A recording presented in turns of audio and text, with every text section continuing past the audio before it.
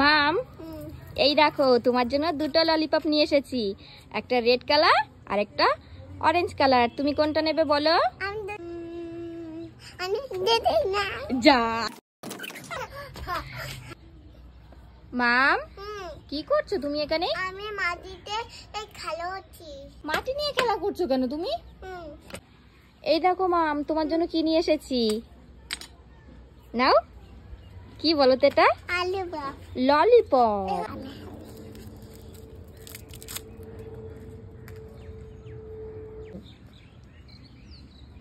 খুব ভালো লাগছে রে।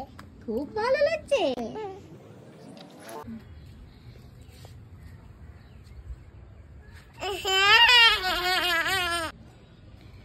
এ নাও, হাসো হাসো।